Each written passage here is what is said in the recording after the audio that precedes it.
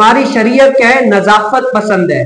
یعنی جو لوگوں کے درمیان اگر کوئی چیز بری ہے، بری تصور ہوتی ہے، تو ہماری شریعت بھی اس چیز سے لوگوں کو منع کرتی ہے، اس سے بچنے کا حکم دیتی ہے کہ یہ لوگوں کے درمیان یہ بات معیوب ہے، غلط تصور کی جاتی ہے، تو اب لوگ بھی کیا کریں؟ اس چیز سے بچے رہیں.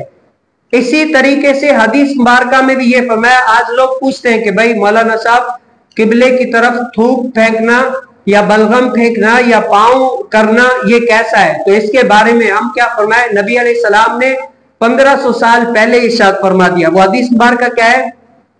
حضرت عائشہ صدیقہ رضی اللہ تعالی عنہا سے مروی ہے کہ نبی کریم صلی اللہ علیہ وسلم نے فرمایا کہ قبلے کی دیوار میں کیا ہے؟ نبی کریم صلی اللہ علیہ وسلم نے قبلے کی دیوار میں رینٹ یعنی ناک کی رطوبت یا تھوک یا بلغم دیکھا تو اسے کھرچ دیا. حضور علیہ السلام نے نا جب کوئی ایسے لا علمی کی وجہ سے کسی کو پتہ نہیں ہوتا تھا اسی لیے پھینک دیتے تھے، کیونکہ اس دور میں ٹائل وغیرہ نہیں تھی، مسجدیں جو ایسی سادی تھی، تو اگر کسی کو تھوک آ گئی یا بلغم آ گئی تو پھینک دیتے تھے، اتنا علم ہی نہیں تھا.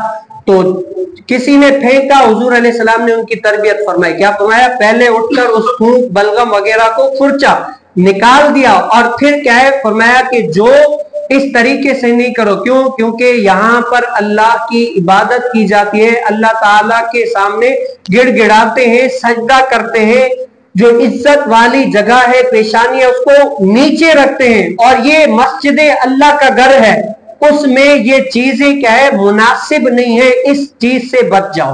اور کئی ہمارے امام اعظم رحمت اللہ تعالی علیہ فرماتے ہیں قبلے کی جانب پاؤں کرنا، تھوکنا یہ کہ مکروہ تحریمی ہے اس طریقے سے. اور اگر صوفیہ کی زبان میں سمجھے، صوفیہ فرماتے ہیں اگر کوئی بڑے سے بڑا عالم یا پیر بھی اگر جانے یا انجانے میں تھوکتا ہے نا تو صوفیہ فرماتے ہیں وہ پیر ہی نہیں ہے. کیوں؟ جس کو قبلے کی حرمت کا ہی ابھی تک پتہ نہیں ہے تو وہ بتاؤ کیا لوگوں کی رہنمائی کرے گا.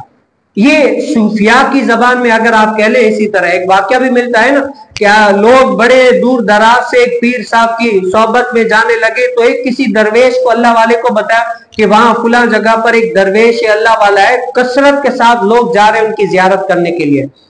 تو اللہ والوں کی مشتاق ہوتے ہیں، وہ بھی جانے لگا.